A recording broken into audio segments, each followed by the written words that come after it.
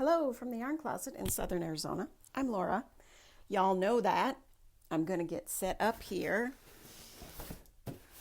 I wonder if taking off these is going to affect things. Oh, let's figure it out.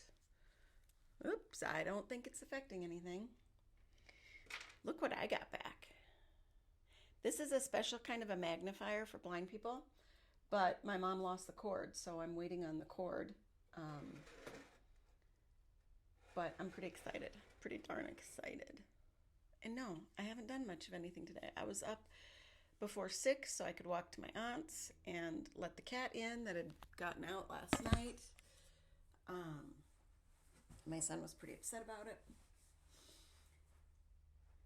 I have recorded like 4 of these and just not posted them because I'm in a really tough season of my life right now.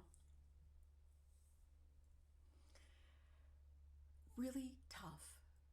And I don't honestly know how I'm getting through the days. Right now, I'm actually near tears.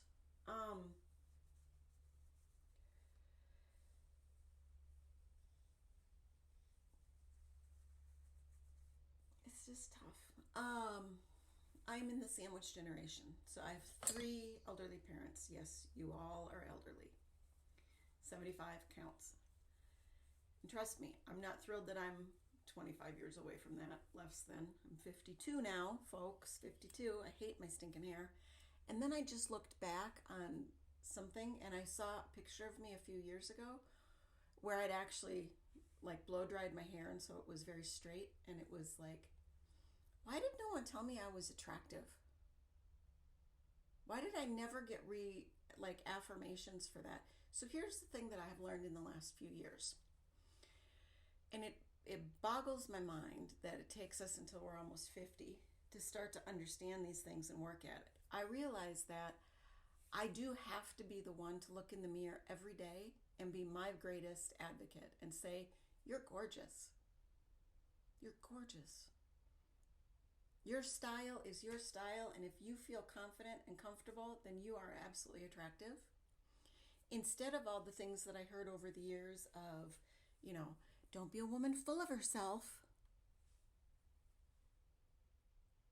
Bite me. I do actually have to be my own best friend and my own best advocate because nobody else is doing it for you. It feels creepy when your kids say, "Oh, Mom, you're so pretty. Mom, are you sad? You're so pretty. We love you." That makes me feel creepy. They do not have to reinforce to me or somehow bolster me up. They are my children. It makes me sad that, and I said to one of them recently, why do you do that? Well, because nobody else does that for you. Because they know I don't have in real life friends. They know I don't have in real life support.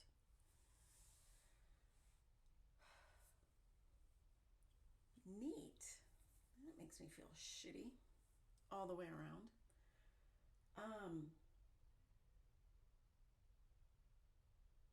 And I have an 8-year-old who is 8.5-year-old who's now in a training bra and going through, like, we can see the cycle happening and the doctors confirm, oh yeah, if you're seeing these things, then yes, she could very easily be bleeding before she's 10. What? What? It's common.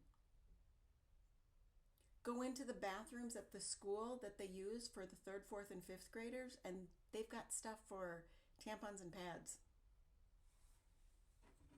It's not uncommon. I started asking around. It's not uncommon.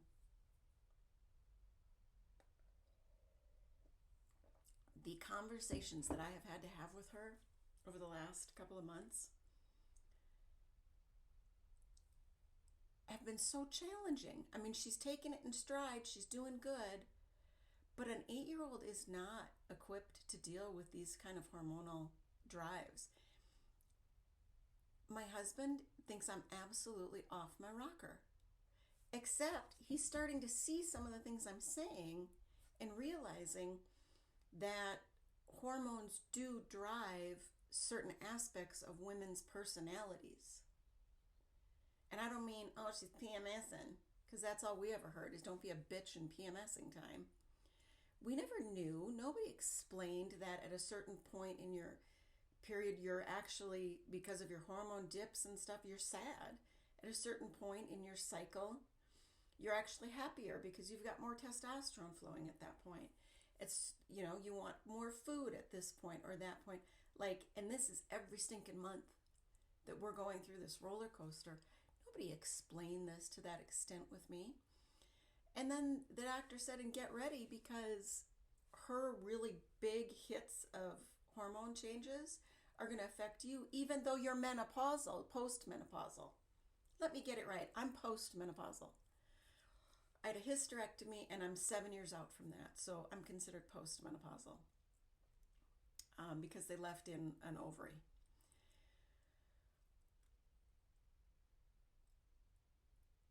So,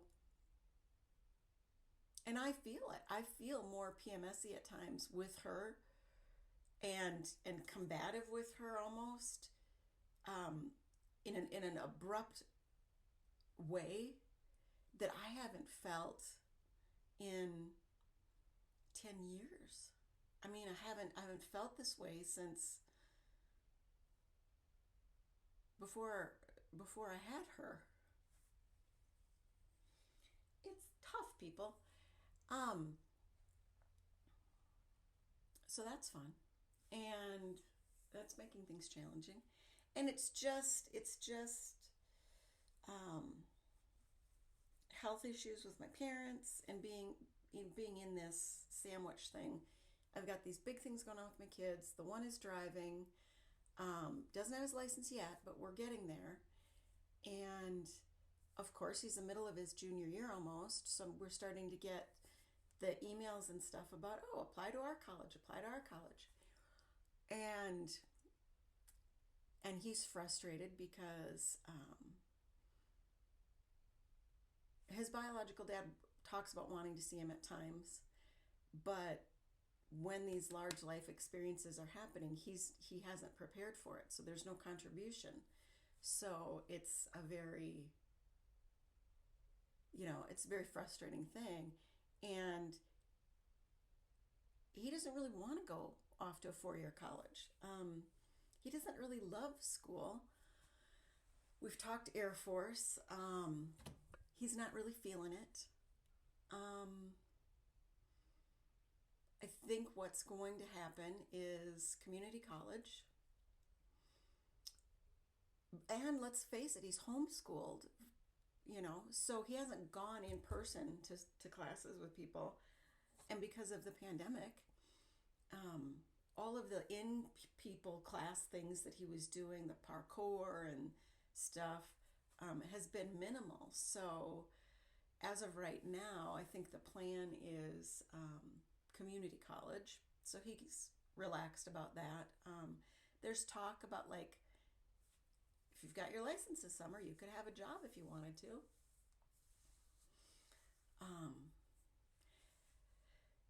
And it's all just like I've got these different things going on at home, and then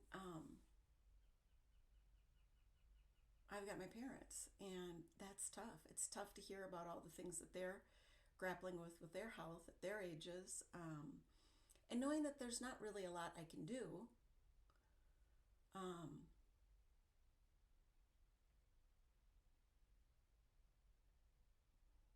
And it's hard because they are grappling. Some of them more than others are grappling with this stage in life. You hit 85, even if you don't have inoperable terminal cancer, you're 85.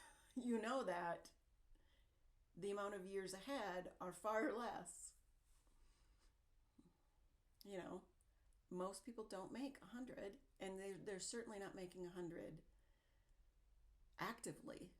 So even though we've got a number of people in our family that have lived to that 100 point, or past by a few years, it's still a tough thing. It's a tough moment to grapple with. My oldest dad is really tired, and it's been tough. It's been tough. And like me, he doesn't drive, so I'm very limited in getting back and forth. And I'm not putting any stress on my child to be my driver. That is not the thing here at all. Driving is, right now, we're trying to use it as a tool to build up his confidence and his independence for himself, because that's what it should be.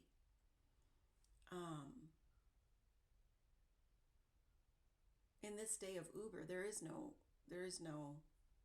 issue unless you're in a place that Ubers don't want to take you because you've got a car seat and a baby or a guide dog or something, and that is an issue. But I'm no longer in those places, so I'm trying to hold on to all those good things.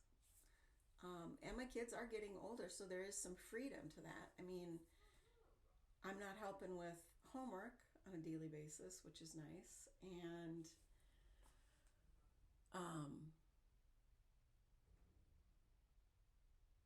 it's just very interesting because that's also making me feel that thing about, they're moving and they're getting into their independence. And I know she's 8.5, she's not independent. I get that. But, there's no diapers anymore. She can make her lunch on a Saturday if she wants to, just have something simple. There's more of a desire now, and apparently it's coming with the hormones, to, I'm just going to go outside and play at my swing set, or I'm just going to be in my room. I don't want you in here for a while. No, I don't want to color with you. No, I don't. Which, that's great. It's just always these things come kind of abruptly. And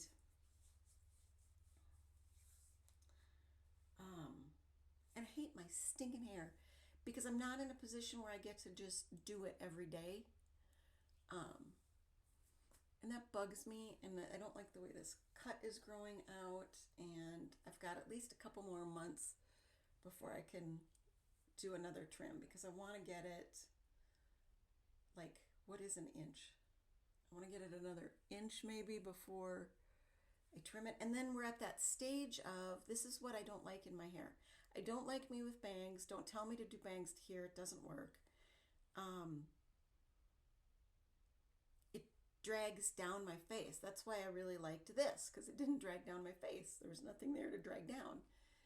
But I'm hoping that once we get to about here, that it goes past my face, so it won't be so draggy downy. And then I can do the side part when it's longer and fluffier. I need to shower. We're showering later this morning. We do hair showers because I have to help my daughter, so I do it with her. So it's been a couple days. Then I can do the ponytails and the side part, and then that'll be pretty good. That'll be pretty decent. But wanted to show you that I did another crocheted sweater. Yes I did. This is off of a pattern off of somebody, and I can't remember who. Evelyn and Peter. Not Knit Crow Addict, but Evelyn and Peter. Things I don't like about this, because it's a raglan style. The way that it was designed with the numbers, it's, see this?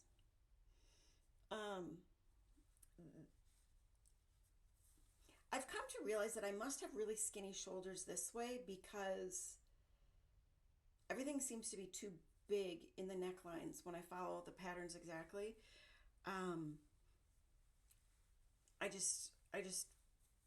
I have to like start for the extra small and then somehow work up to the medium. And that bugs me. So I ended up doing, I don't like crocheted ribbing. I do like this. This is single crochet in the back loop. So it gives you a bit of detailing like a ribbing or something. So it still seems a little short in the neck here, but it's definitely long enough because it goes past my butt in the front, in the back. Depends on how I wear it on my shoulders. It's supposed to be oversized. Look at how I did this. Isn't that lovely? That is perfect. I followed the same pattern for this. It is not perfect. But this was the end of the skein. So I know if I break into the skein and do a couple more rows, it'll look about the same and be better. But this is also a little bit tighter than this one. Hell if I know. I even worked at not making it tighter. But I'm hoping that this will be a good throw-on kind of cardi. Or once again, it'll get donated. Because nobody.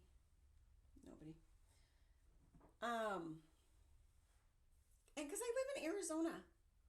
And I never get to go to the cold places. My husband's complaining about the cold. It's like 65 degrees right now. It's not cold. It's getting to like 54 at night. We're still 10 to 15 degrees hotter than we normally are. It's going to get up to like 85 today. Tomorrow it's only supposed to hit 79. But I hate it. And then I have redone this one. Okay. So here is this one. Remember that had the big split at the bottom? Well, I added a couple of inches.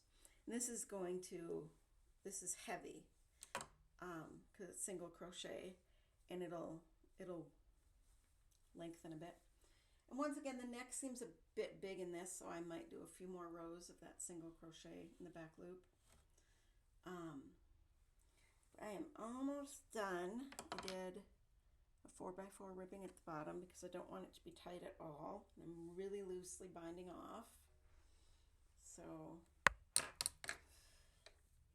really loosely. I think it'll be fine. Won't gather in at all. I love this section, but I think I actually should have done more of it. I don't exactly love where it hits, but as this grows after the blocking, we'll see. So that was crocheted sweater number 2, actually 3, because I sent away that green one. Remember the green one? And then here's the red one. This is also a raglan. I wanted it to be a bit looser and lighter, so this is on a 6.5 with the same kind of gauge of yarn.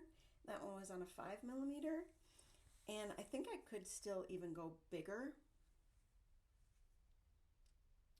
I'm trying to decide, do I need to rip it all back and start over, or just keep going with this one and just do another one with even bigger and just continually compare.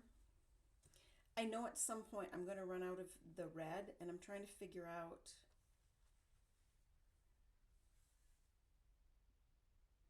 like what am I going to do with that for sleeves and such, so like am I going to switch and do block colors and stuff? I love looking at that on other people. I just don't know that I love it in my own stinking wardrobe.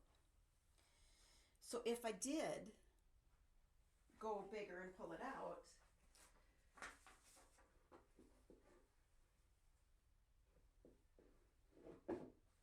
then maybe I wouldn't have that problem. Okay, so here is a knitted sweater I've started. And I'm piecing this one together because I have one skein of this acrylic Jiffy.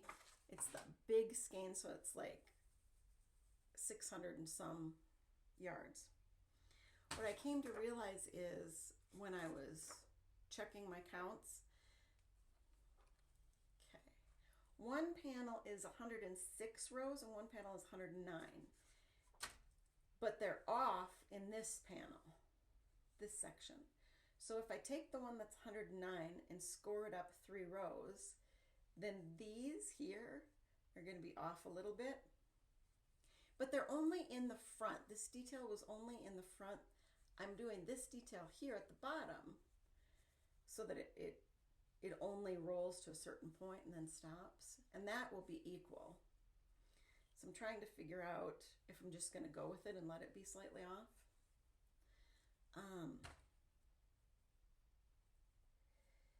Because I've got my back panel is almost done.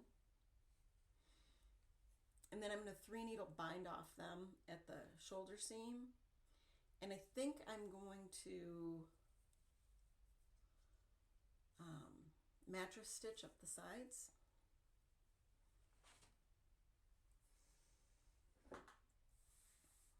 And then, because as much as I love the purple one,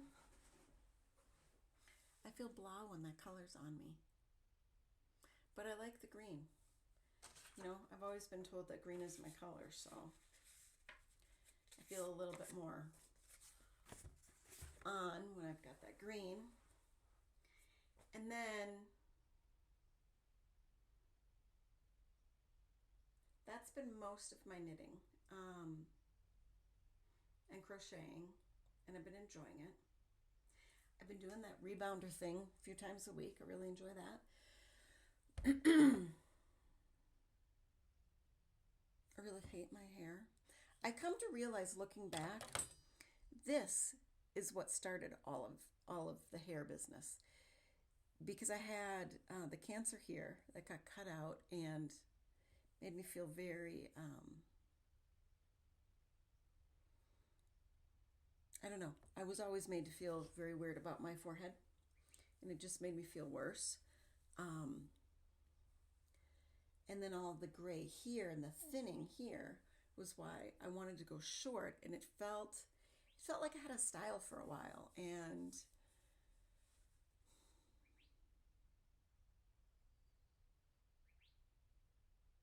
And I'm working really hard on paying attention to myself and noticing myself every day, because I feel so unnoticed. I look back at these pictures from a few years ago and remember the kind of commentary in my life and think, you're flipping crazy. How did I not know I was that good looking at that stage? How did I not know that? How come the commentary was never encouraging? How do we get ourselves into these places where we're the supporter of all around, but we have no support to us? How do we get ourselves there? And then it can be so hard to get ourselves out of there, you know? So I'm trying to be really encouraging to myself as much as I can be, and increase that, and hold on to that encouragement and love inside,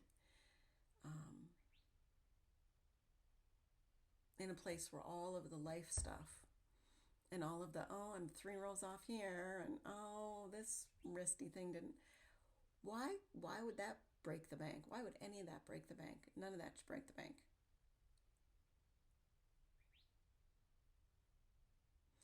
And if I really needed to, I could buy another skein of the yarn. Sure, I might have to wait a few weeks because I have to order online and I have to pay more for it because of the shipping, and then I have to have it delivered.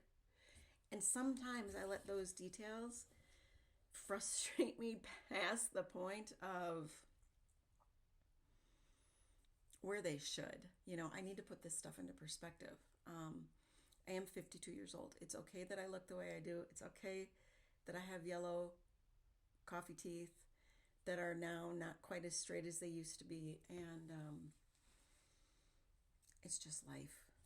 These things happen. And the funny thing is,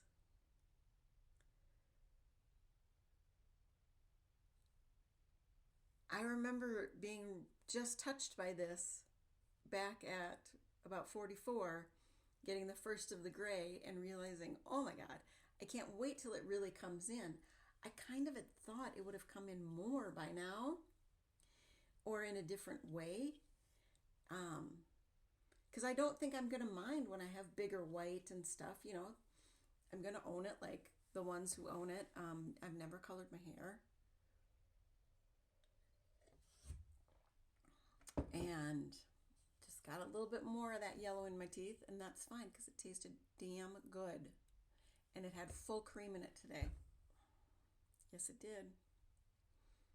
I was up walking before 6 o'clock to get that cat inside so that everybody was happy this morning.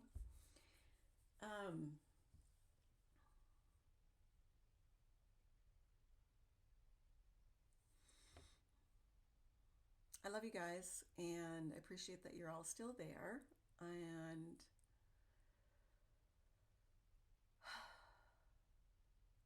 what's your fall moment? Where are you at? I definitely think it's look with your heart first season and start getting like really falling into that before the holiday season starts. I'm super excited, and so is my daughter, that my son can drive us to this Halloween bazaar thing at church for her. She's very excited. Dad really doesn't get into holidays. So I'm looking forward to the three of us being able to do that. And I just hope that gives him a huge boost, because it should, and I'm going to hold on to that. And those moments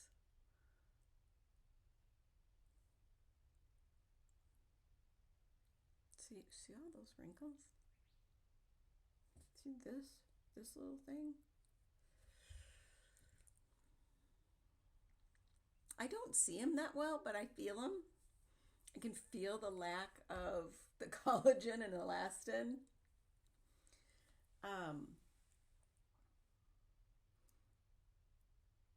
But I'm okay with it. It's just a moment in time. It's just a season. It'll pass. And sometimes these moments that feel so tough can be followed by really great times. I also have realized through this mom in soccer that astrology is a crazy thing that I've always known a little bit about, but more just like in the horoscopes and whatever. Okay, there's a whole different thing to astrology. I didn't really know about like the movement of the planets, and that there are seasons of the year where a lot of planets are retrograde. It's not just this Mercury retrograde thing we all joke about.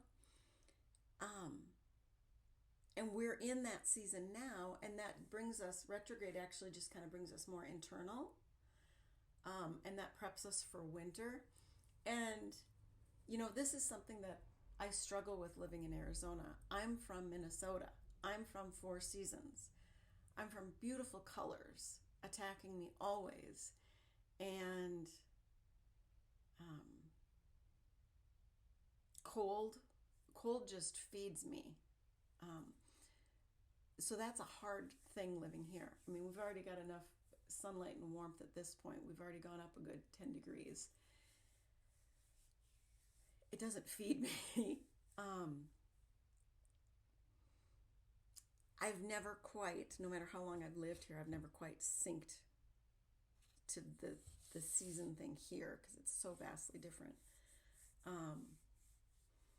And that can play into, this astrology thing with these planets.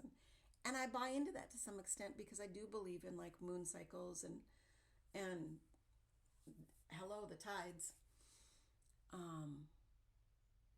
So that's been an interesting thing I've learned about.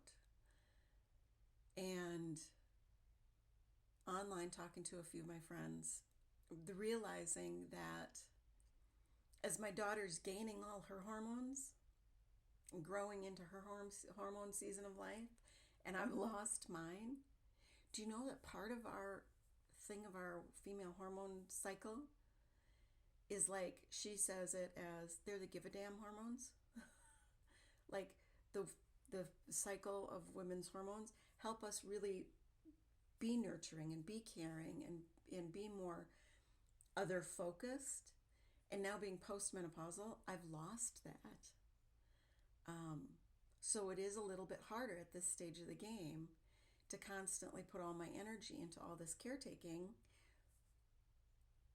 And yet I have nobody that plugs into me and feeds me. So at this stage of the game, without those hormones, it makes it that much harder. And I'm really relying on some of those online communities, recognizing that some of them are maybe not as positive as others. A lot of the online communities try to make you feel like everybody's for everybody else, but they're not so much.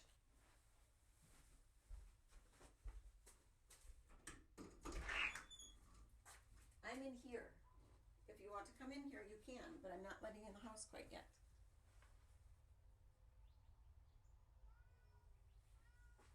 Yeah, I'm in here. You have to come around.